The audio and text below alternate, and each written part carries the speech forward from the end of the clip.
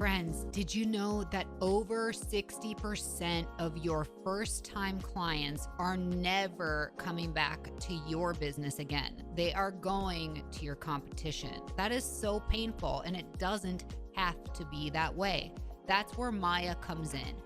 Maya is the ultimate marketing software for the beauty and wellness industry. We have a proprietary funnel utilizing special algorithms to help connect the right consumers with the right providers at your business. So what does this mean? This means Maya helps you get higher spending clients you love to work with who stay the long haul. If you want to increase your revenue, increase your client count, increase your average ticket, and increase your new client retention, then you need Maya.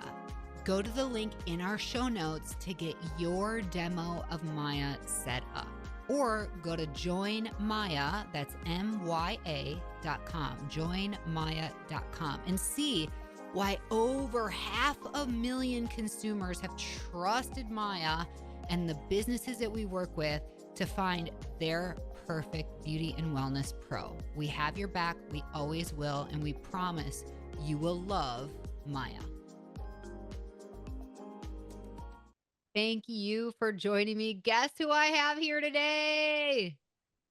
Emily Chen. She is the influencer of our entire industry. And luckily, I have favoritism with her because she is so busy and awesome and still was willing to be with us today. Let me remind you, she's joined us here before talking about her 7-figure salon business. Brooks and Harlow Salon is in Rochester, New York.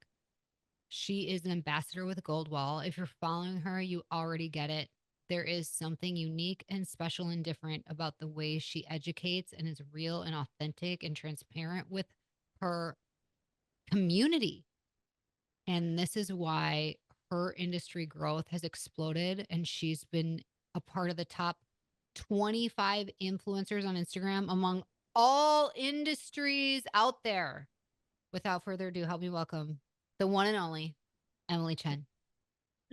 Hello, hello. Oh my God. Thank you for such a big welcome. I'm so honored to be back here on your podcast again. And it's funny because like when I was driving into work today, prepping for this, I was thinking about the first time I was on your podcast, which was I think in 2020, like 4 years ago. And I know we'll get into it later, but a huge part of my journey has been figuring out like how to be comfortable with who I am. Because when I think back to that podcast, it was one of the first ones I've ever done. And I was so nervous. I was so like, you could tell, like, if you, I actually can't believe I'm telling people to go back and watch it because it's like the cringiest fucking thing ever. I'm like clenching my butt cheeks thinking about it.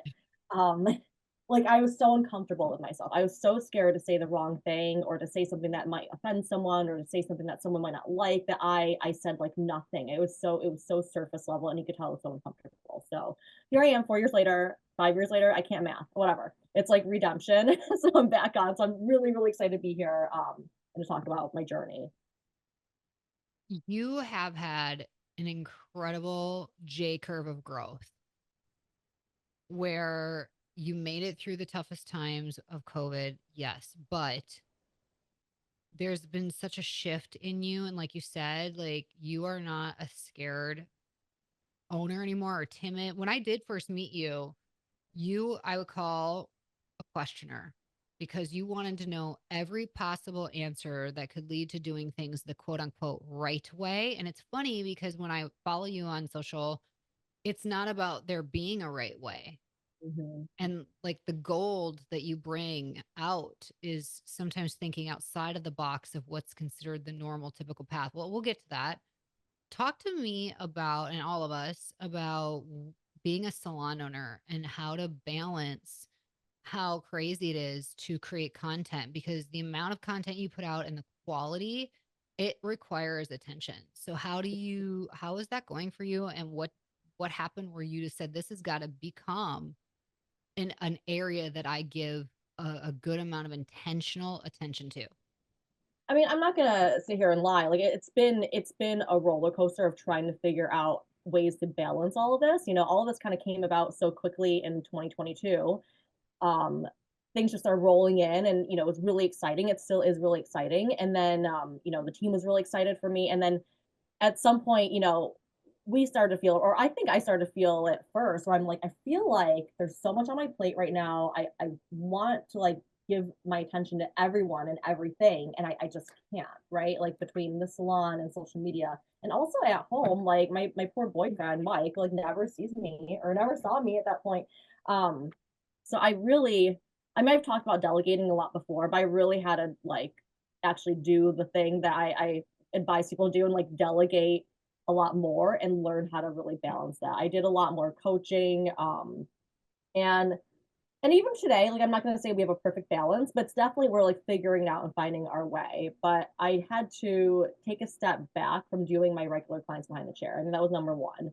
I'm still taking clients, but these are more like specialty services. Like these are great transitions or big transformative cut services, color services, things that I'm able to both like, I can do their hair and also create content with, because it's like I only have so much time behind the chair. I need to be able to maximize it. And everyone's been really understanding. My clients have been understanding.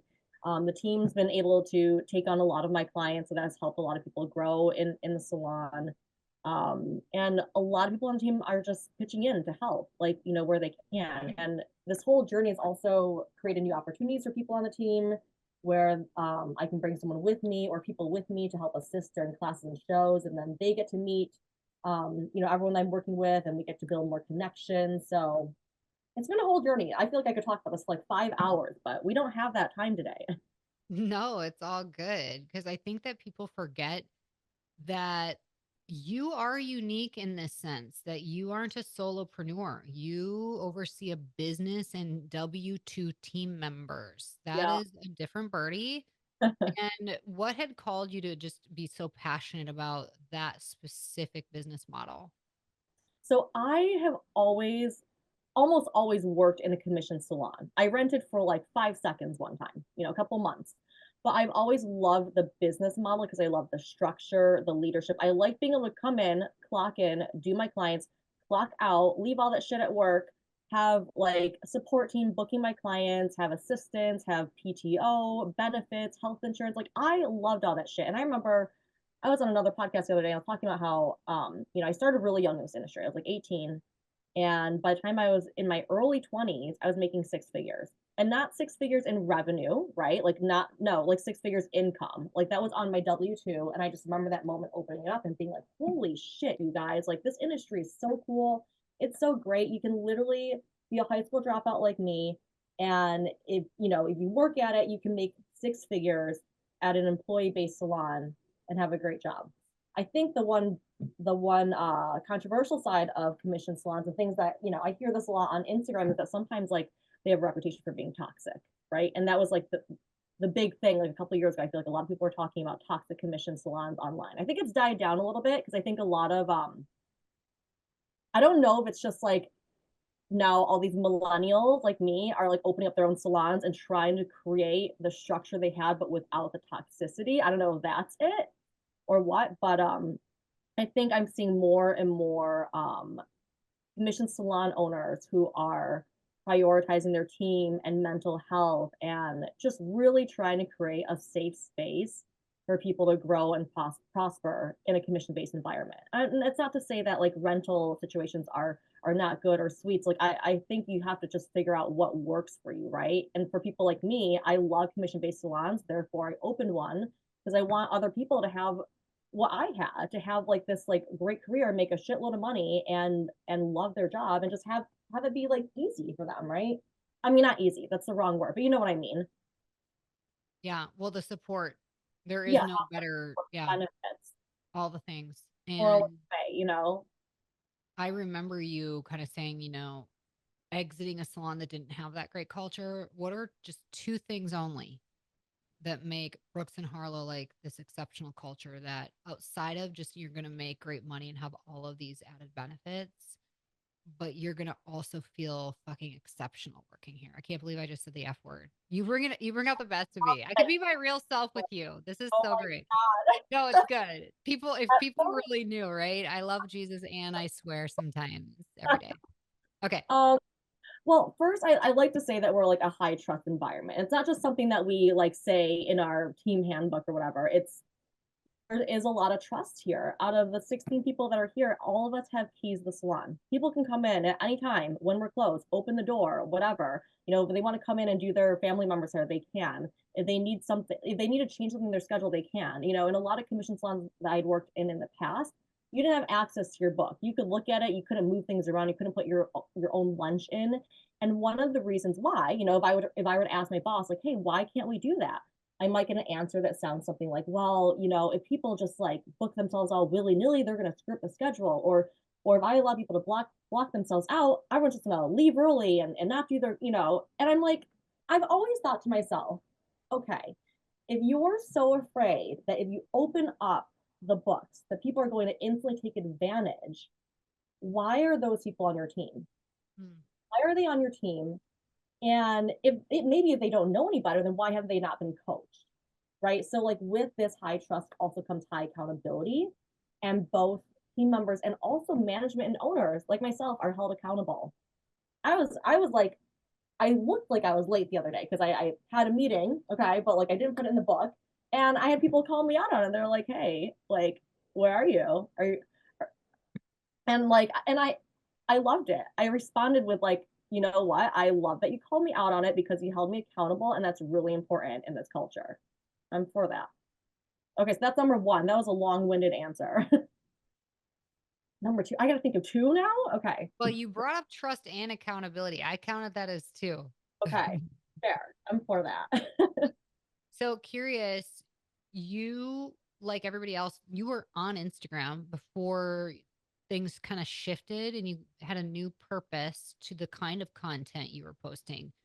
Is it because you felt there was a gap and nobody was doing what you kind of felt you thought should be out there? What called you to? And by the way, for everybody who's like living underneath a rock and they aren't already following you, no offense to you, but I have the link in our show notes. Follow her. I did not mean to offend you. It's okay. Calm down.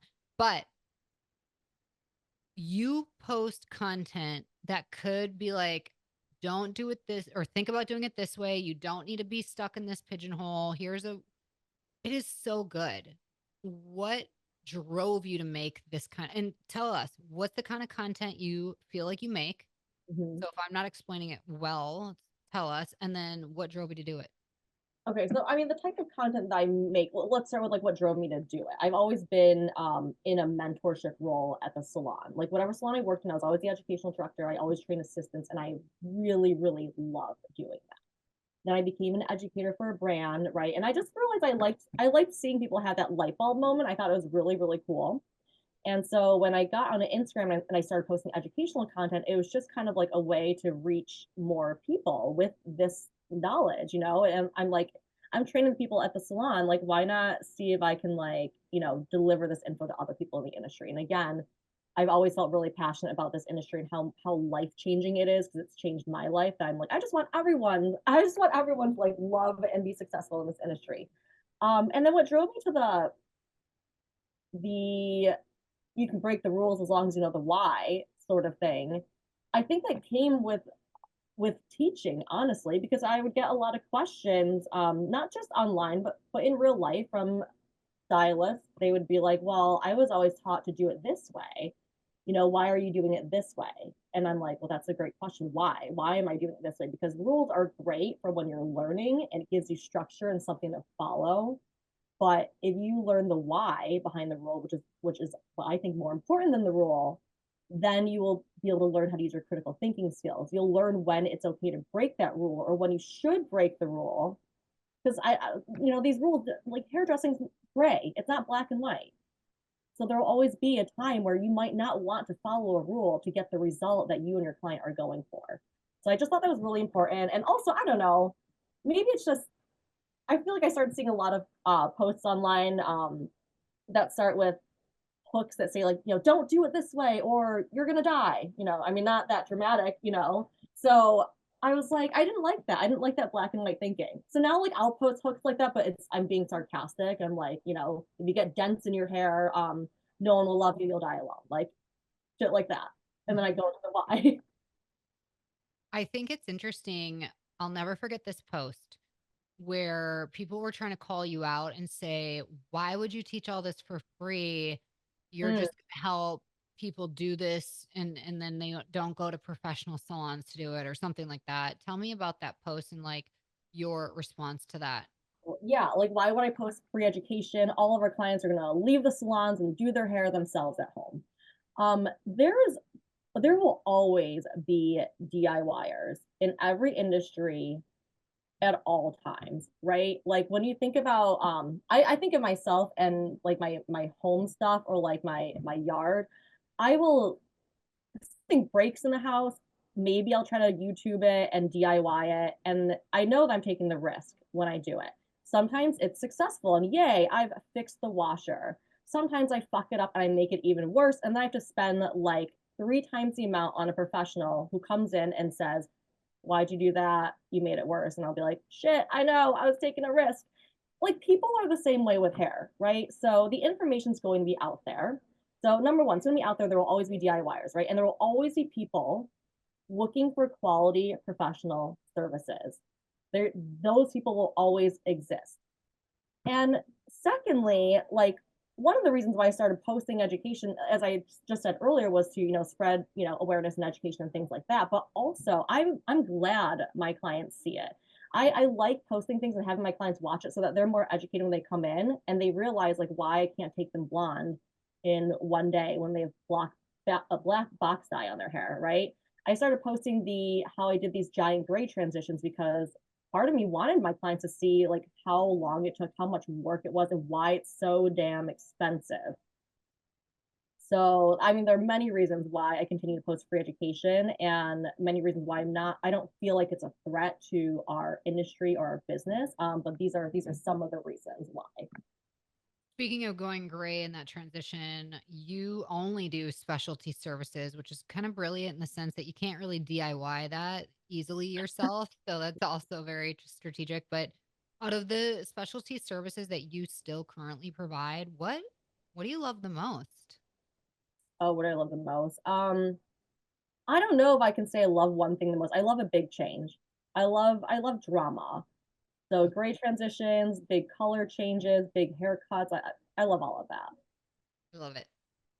I'm curious, what does success mean to you personally, Emily? Because you've done so much. So, in the eyes of literally everybody in this industry, you are enormously successful, but yet you're still so driven for more.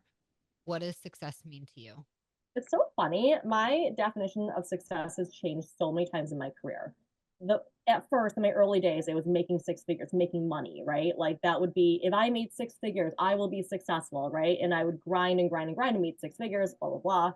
But then at some point in my life later on, I was like, you know what? I think real success is work life balance because I don't know in the mid like 2000 teens, everyone was talking about work life balance. I'm like, well, I don't have work life balance because I've been grinding my whole life, so maybe I need work life balance. And I tried that, but I can't. I'm not someone who can sit still. I realized I actually liked grinding. I like the hustle, and not everyone does, and that's okay. But I do, right? It just drives me in a way. So I don't know today, and I might change my mind 5 years from now, but today my definition of success is, waking up and feeling good about yourself, going to bed happy, feeling fulfilled, no matter what it is that you're doing, whether you're grinding, you're doing work life balance or whatever, and just being surrounded by people that you genuinely want to be surrounded by.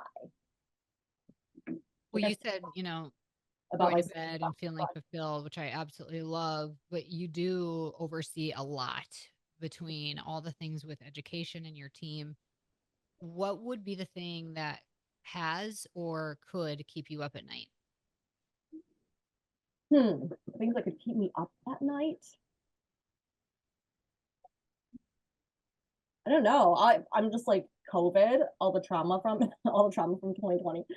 Um, you know what? Things that might keep me up at night or things that bother me are things that I realize aren't aligned with me somehow. When there's a misalignment, usually there's some sort of stress. So I guess if to reword my what I just said, like I feel like real success for me right now is feeling in complete alignment with everything around you, with what you're saying, what you're doing, the people that you're surrounding yourself with, the people you choose to spend time with. Um, yeah. I like that. Yeah. You could identify the stress and there's some sort of misalignment in Yeah. that. Yeah. I think that's a testament to your emotional intelligence and just that self awareness. So I think that's awesome. I'm curious because behind the scenes, we were talking about you really stepping into some new activities this year with boxing and Pilates. What are your 2025 like personal objectives for your life? Okay, so funny story. Everyone who knows me knows that I like hate the gym. I hate getting sweaty. I hate that shit. I literally failed a gym class twice in high school. Like, how does anybody fail it? You just show up. I know that's like, well, I did. I didn't do that. Okay, there it is.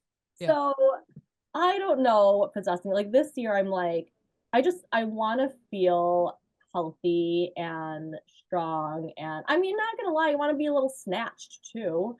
And I'm getting older, so I'm like, so I'm going to I joined a gym. I'm taking classes. I have a trainer. I tried boxing last week. This week I'm trying Pilates for the first time ever on one of those crazy machines that look like torture devices.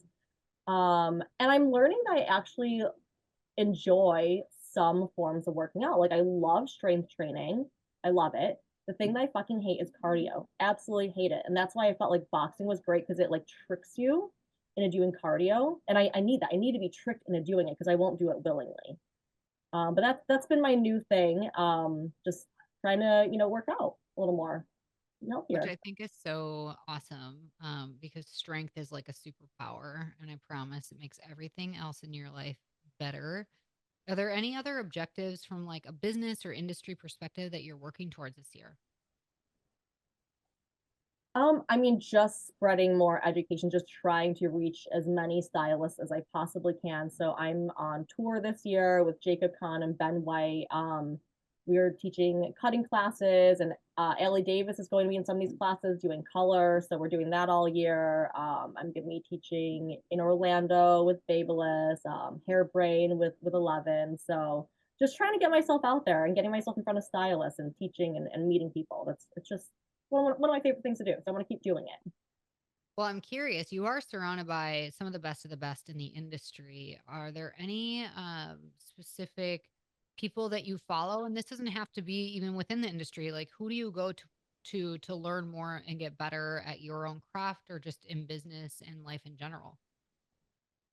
Actually, I love this question because I was just thinking the other day how one of um one of the most important skills I think I've ever learned in business is cold calling.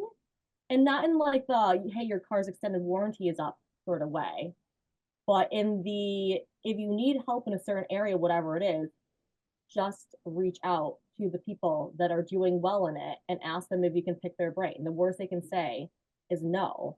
And if we have time, I want to get into like a little story like about Tell us. this. Tell us.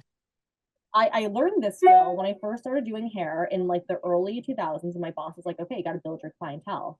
And he's like, here's a stack of business cards. I want you to go out and hand them out. And I was like, you want me to talk to strangers and you want me to hand out my business cards to fucking strangers? Like, are you insane? Are you insane? And like I was so shy at that point, but I also was really fucking poor. I was really determined to make this career work, and I was determined. So I'm like, all right, I'm gonna go to the mall, I guess, and pass out my business cards. And of course, the first several times I did it, it was super awkward, super cringy. They probably went home and they're like, wow, this lady came up to me at the mall and gave me her card, and she was super weird. But I got better at it. Okay. It got to a point where I didn't feel like I was cold calling. And I don't think the person felt like I was cold calling them. I was just having a cute conversation. I was being friendly. And eventually it led to the business card part. And the cool thing was that if I went to the mall and I handed out like 50 business cards that day, maybe I'd get like 5 people to book. Right. And out of the 5 people, if I got like maybe 3 of them even to rebook with me, then 6 weeks from now, I will start with 3 clients in my week. If I keep doing that, then 6 weeks from then, I'm going to start with 6 clients in my week. That's before the salon adds on all the other clients. So I built my clientele really, really quickly that way. And then this is now, cold calling has now just become my thing where, speaking of Jacob Kahn earlier, he has he's he's so funny. He's like the silly, goofy class clown guy like on the internet, but he is also just a very genuine, um, giving person. He just wants people to do well. And in the very beginning of this like social media journey, when my following started growing, and I was like, "What the fuck am I doing?" Brands are reaching out, and they're like, "What's your day rate?" And I'm like, "I don't even know where to start. What is that? I don't know." I reach out to a lot of people that I follow. I cold called them, and I was like, "Hey, I'd love to pick your brain." Blah blah blah. Some people responded, some people didn't. Some people responded and they're like, "Hey, sure." And I offered to pay them too, because I'm like, "I'll pay you for your time if I can book out an hour." And Jake was one of them. He like instantly responded. He just like really gave away an hour of his time to like let me ask him 5,000 questions on how to grow in this area. And he's just been an amazing friend ever since. Um, but yeah, so cold calling. Back to that. I went off on like a tangent. I recently, for example, started working with Justin Schumann. I don't know if you follow him. I found him on TikTok, and he is his whole thing is I teach people how to human better. He teaches people how to like feel more comfortable in their own skin and be their authentic self. And I reach out to him because I'm like, I want to be better at telling my story. I feel like when I travel and I teach, I've gotten pretty good at teaching, like whatever, I'm doing that for years. But when it comes to talking about myself, I've always found it very challenging. And also I knew I had these podcasts coming up and I'm like, well shit, like I need to feel more comfortable. So I reached out to him. I cold called his ass and I was like, hey, your work is great. And he's in a completely different industry. And then I was like, can we hop on a call or whatever? And he has like coaching sessions. So I booked a coaching session with him. So it's like what I'm saying is, sorry, there's screaming in my back room that happens like throughout the day. Great, all good stuff. But what I'm saying is like whoever it is you want to reach out to, whatever you want to learn, like just ask, just do it. So okay, as far as people, that was your original question. We got Jacob Kahn, Justin Schumann, you, and your podcast is phenomenal. Um, Anything by Simon Sinek. I follow Simon Sinek. Oh, and Will Gudera. I might be butchering his last name. He is the previous owner of 11 Madison Park. His book Unreasonable Book Hospitality. I Unreasonable Hospitality. Best. love him. Love Yeah. him.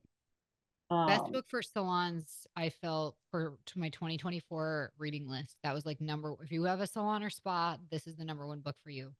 Is Unreasonable Hospitality. I love you brought that up. I love that book. Yeah.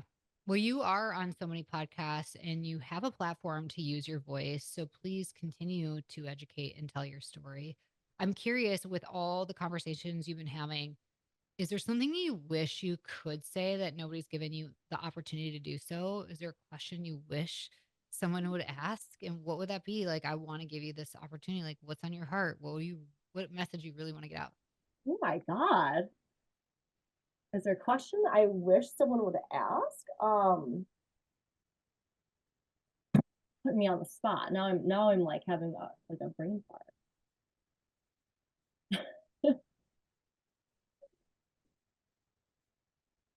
We It's can probably come. Go maybe ahead. some food related, probably. I don't know. That's where my brain is going right now. You are such a foodie too. You're so funny. When you came to Wisconsin and it was like everything was like, where's the food and what should I try? I love that about you. Like that was so cool.